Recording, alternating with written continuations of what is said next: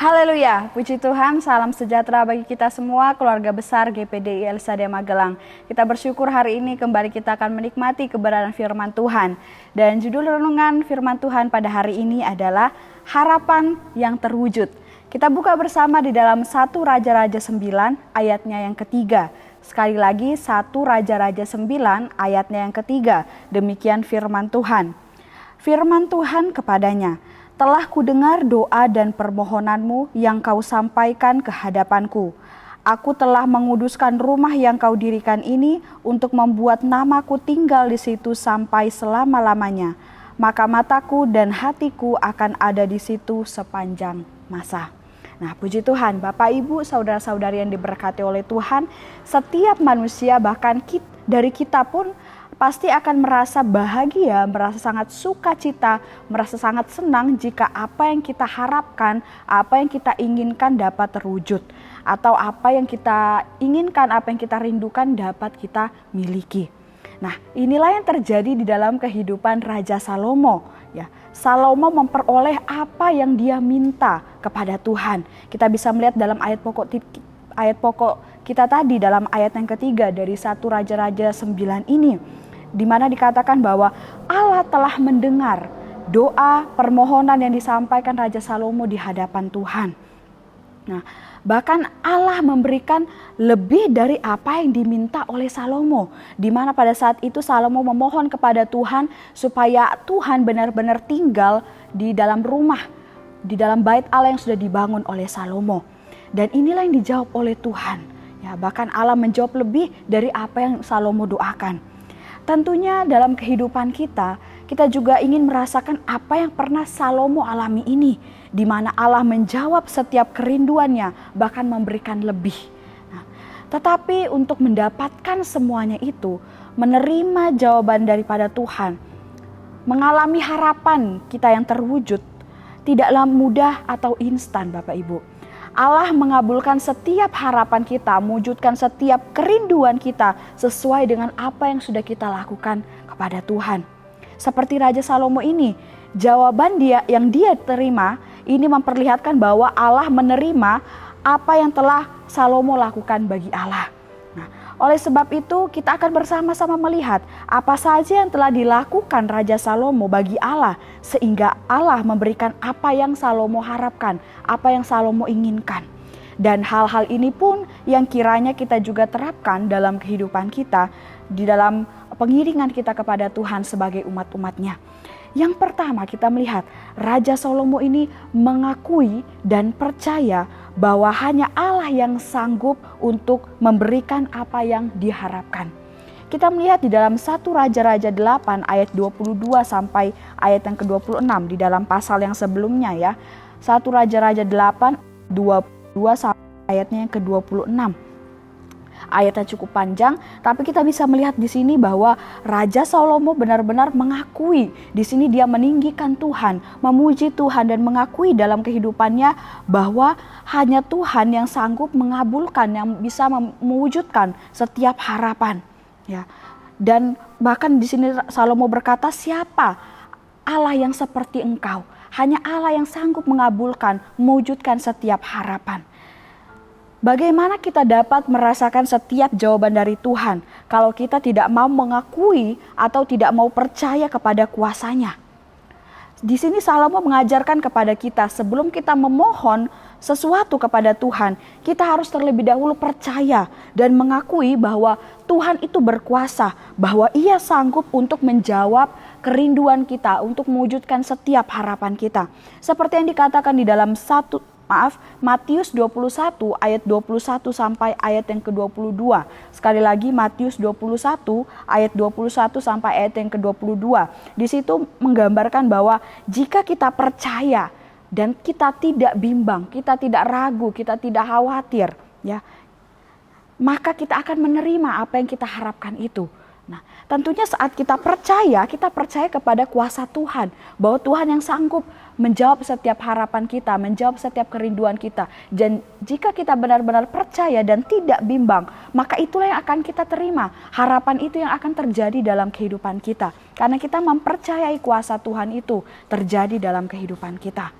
Nah, jadi jika kita ingin merasakan harapan kita diwujudkan oleh Tuhan, terlebih dahulu kita harus benar-benar percaya dan mengakui bahwa Tuhan memang sanggup mewujudkan harapan kita, menjawab setiap kerinduan-kerinduan kita.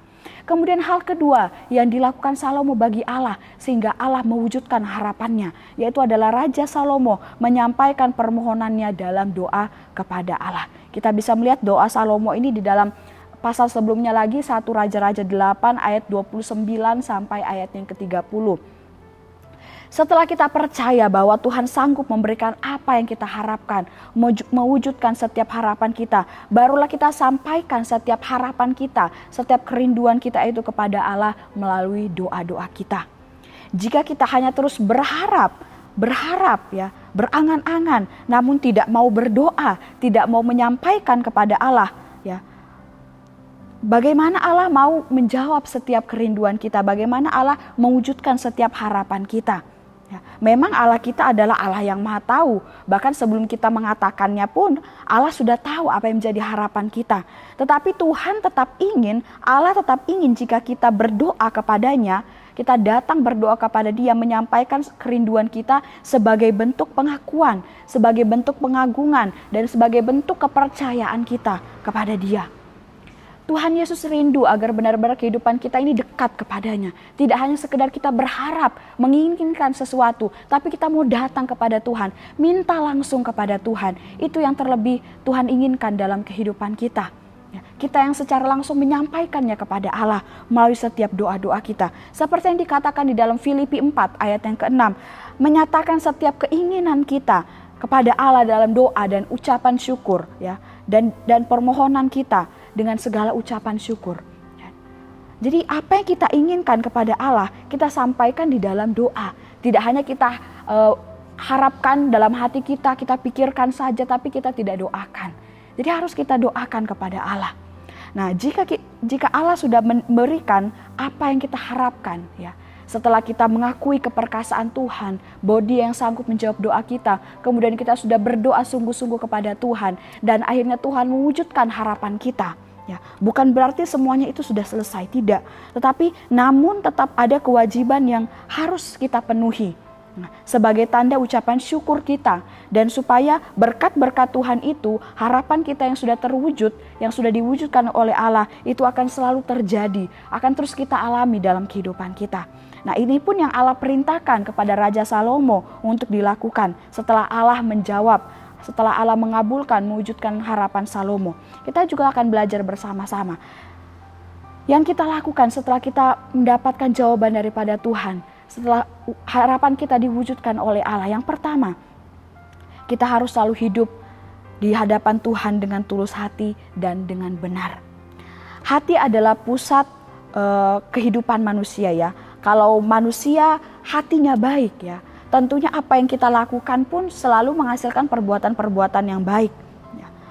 Hidup dengan tulus hati artinya tidak ada kepura-puraan, tidak ada kemunafikan di dalamnya. Ikhlas melakukan segala sesuatu yang terbaik untuk Tuhan tanpa mengharapkan imbalan. Jika kita hidup dengan ketulusan hati, ya, di hadapan Tuhan, maka dalam hidup kita ini pun kita akan melakukan hal-hal yang benar di hadapan Tuhan. Nah, ketulusan hati ini dapat kita praktekkan dalam hal apa saja. Yang pertama, kita bisa praktekkan di dalam kehidupan kita beribadah kepada Tuhan.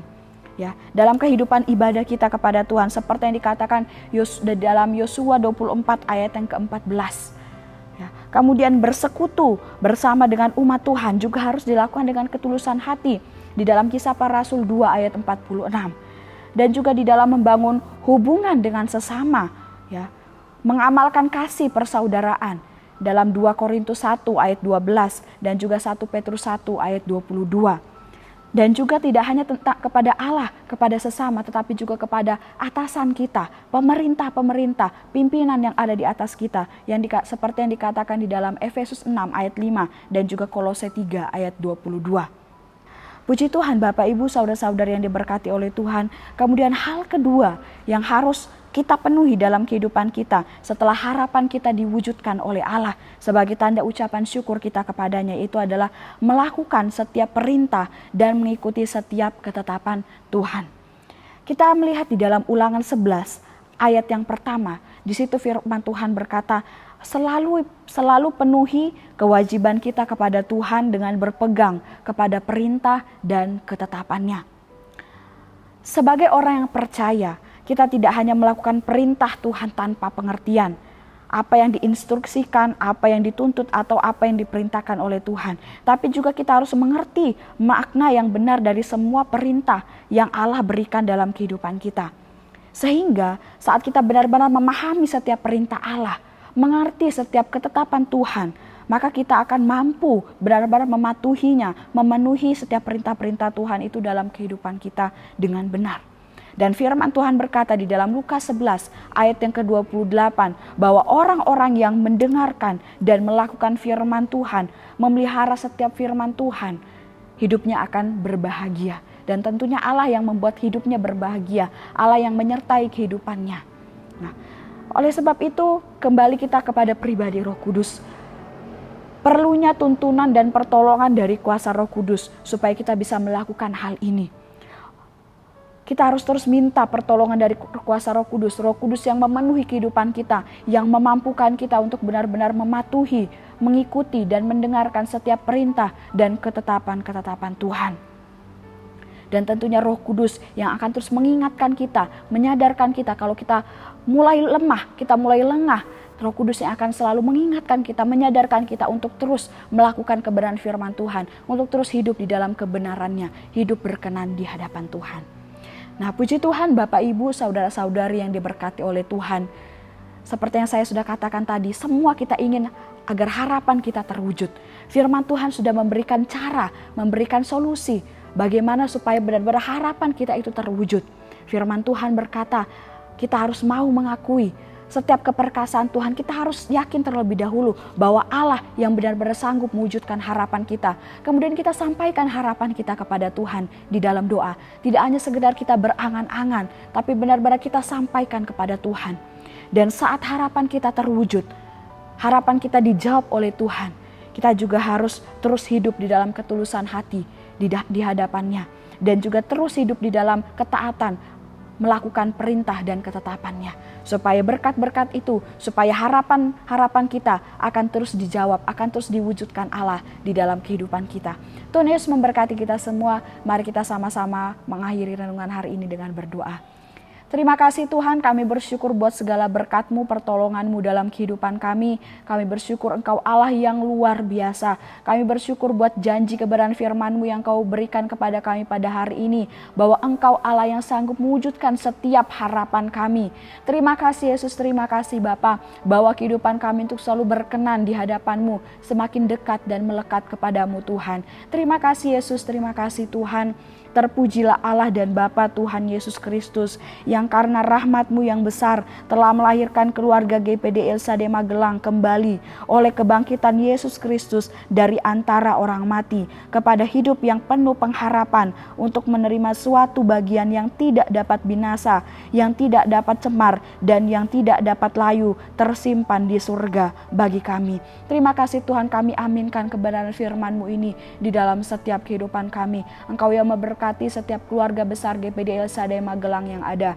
Terima kasih Yesus, terima kasih Bapa. Kami terima kebenaran firman-Mu di dalam nama Tuhan Yesus Kristus. Haleluya.